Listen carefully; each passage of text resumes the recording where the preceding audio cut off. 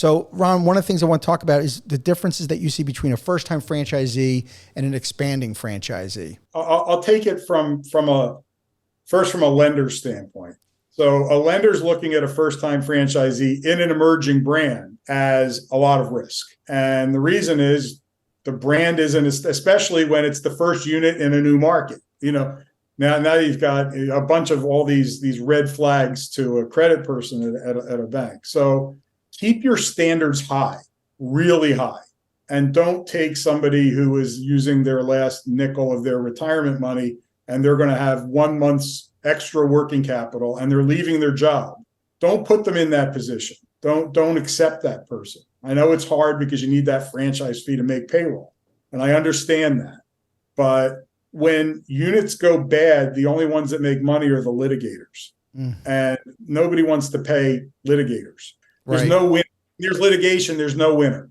Right. Keep your standards high. Lenders are going to look at all that, and they're going to look more at borrower's strength than at the brand as an emerging brand. Now, if you're an established brand, if you're going to open a Jersey Mike's, okay, everyone knows what Jersey Mike's is. Do you meet their qualifications? Well, they've got almost 3,000 units. We're going to accept their selection process more than they are, Ron's sandwich shop that has 4 units open. So that's really important for the first timers. Make sure that they're very well capitalized if you're in an emerging brand.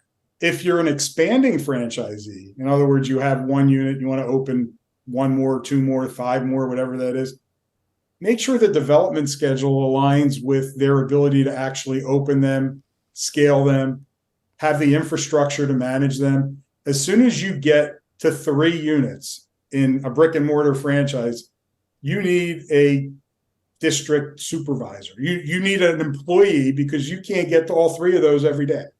And you need to now build your own franchisee infrastructure. Make sure they're well capitalized. If your requirements are 250 liquid and 500 net worth, and they want to do a 3-pack, or even better, and the broker or the FSO wants to sell them a 3-pack, triple it. Make it 750 and $1.5 million. Make sure they have the money to get all 3 of these things open. Or else, especially if you're paying a third party for the sale, you're not getting that money back. Right. It's so true. It's pay now or pay later, right? Exactly. So franchisee strength is really important in the emerging brand side. You can take an average or lower capitalized franchisee in an established system and the brand will carry them. The brand can't carry them in the emerging world. In the emerging world, they got to carry themselves. Right. All right. So what is financing looking like now? Expensive. Right. Well, we know it's expensive. What about qualification? So in the emerging world, the SBA is your friend. Small Business Association lending is probably the number one. The 401k rollover, Rob's product, are your friends as an emerging brand. It's out there. It's gettable. But size matters. And that we talked about brand size. Now let's talk about loan size. It costs a bank the same amount of money to do $1 million loan as it does for them to do a $250,000. I remember you told me that in 2008. You and I had a conversation specifically about my brand because it wasn't a high investment. Right. And you said the difficulty is just that. You're causing the same amount of work for the bank. They're not all excited to do a deal for a low investment franchise to get in. Especially in the 7A world. Now, the SBA has made some changes recently that make it more friendly. Restrictions off of lower ticket loans. Getting an SBA loan is still much like getting a proctology exam. It's not a pleasant process. You just have to do what they tell you to do. A bank makes an SBA loan because the government is co-signing the loan. That's the reason they're in that business. If the I's aren't dotted and the T's aren't crossed, and it used to be that it had to be signed in blue ink.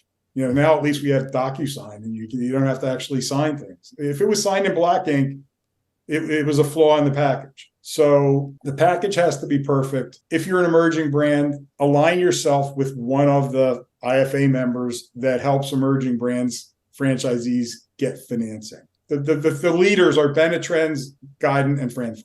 Those are that are the established brands. talk to all three of them and figure out who you have the best relationship with. I don't think you're going to get hurt using any of them. What about if I'm an emerging franchise system? I'm just getting started. What is you think kind of the threshold of level of investment that I start getting, some attraction from some of the banks to do an SBA deal? If your project size, if your item 7 is over 500,000 to 600,000, then it's more bang for the buck for the bank. Okay. If you are a territory-based franchise, then like I9 was, then, and quite frankly, if it's $75,000 for somebody to open a territory-based franchise, why do you want them borrowing any money? That's a great point.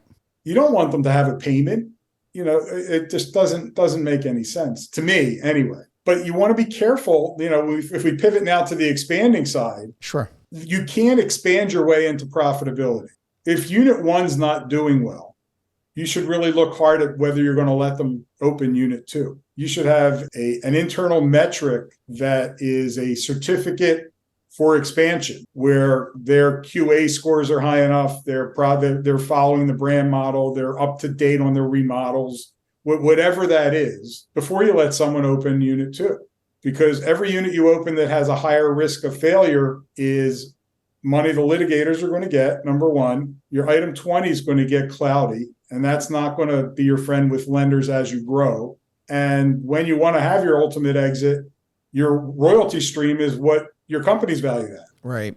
You're just multiplying the problems is what you're going to do by letting them expand. If you remember the old commercial about the oil changes, you can pay me now or pay me later. Don't make those mistakes. One of the things I think I've learned over 30 years in this business is what not to do. Yes. We only learn by the mistakes we've made, right? Not by the successes generally. Seen brands crash and burn because they grew too fast, or they brought in the wrong franchisees, or they put a supply chain in that didn't let the franchisees make money. So, do you think, I'm going to stop you there for a second here, Ron. Do you think there's a greater risk? Here we are going in 2024 with the amount of expansion that franchisors have had since post-COVID, new franchisors, there's been massive expansion.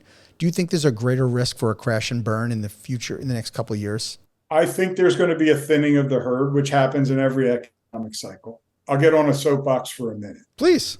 If you don't have any corporate units, don't start franchising. I see people that write an FDD or they have one unit that's open for 6 months and now they're going to franchise. You don't have proof of concept. You don't have scalability. You don't have any of the criteria that the ultimate PE firm or royalty finance transaction, whatever your exit's going to be or your monetization's going to be, you don't have any of that proven. Right. So make sure that you have a buttoned up business model. Make sure that you know your unit level economics. I've seen FDDs where you go to the back and the franchisor financials show a balance sheet with $100. Why would I invest my money in you if you've only got $100 in the bank? Right. I mean, that's a true story. I've seen the FDD. So make sure you have corporate units and you have a scalable concept before you start franchise. I think that's important because, not to mention, you're putting too much pressure on yourself of selling franchises to keeping the lights on. It's an unlimited number, but what do you think is ideal as the number of corporate locations you'd like to see a franchisor have before they franchise? It depends. I hate answering questions with the words "it depends," but you've got to have at least 5 for a few years to even think about it. They can't be in LA or Midtown Manhattan, seeing these brands that start in those two cities, or in Miami, where they're a local thing. That you open a unit in Columbus, Ohio, or Denver, Colorado, or Pittsburgh, PA, and see if it works there. Franchising works in suburbia, where it works. And franchising is not a money grab for the person that's thinking of, launching a franchise concept, that it's going to take an enormous amount of work to not only get this off the ground, but to be royalty sufficient. So I think, to your point, again, it's really important that you've got your company-owned locations and you're cash flowing. Well, and you have enough money to do it. I mean, you're going to have to start building infrastructure. When you bring on a franchisee, it's a marriage for however long that franchise agreement is. Mm-hmm. It's expensive. So you're going to need to have field business people. Once you can't do it all. You can't, the founder can't do everything. And eventually you're going to have to start hiring people, and good people are not cheap. Thank you for tuning into the Emerging Franchise Brands podcast. For additional insights, guest applications, and to stay connected, visit us at efbpodcast.com. The Emerging Franchise Brands podcast is for entertainment purposes only, and the views expressed do not necessarily represent those of Emerging Franchise Brands, its host Frank Fumey, or Emerging Franchise Group LLC. Any discussed franchise or investment opportunity requires thorough investigation, obtaining proper disclosure documents, and expert consultation before making any investment decisions. The podcast and its host do not offer professional advice or endorsements, and they hold no responsibility for actions, representations, accuracy, or consequential damages related to the podcast content.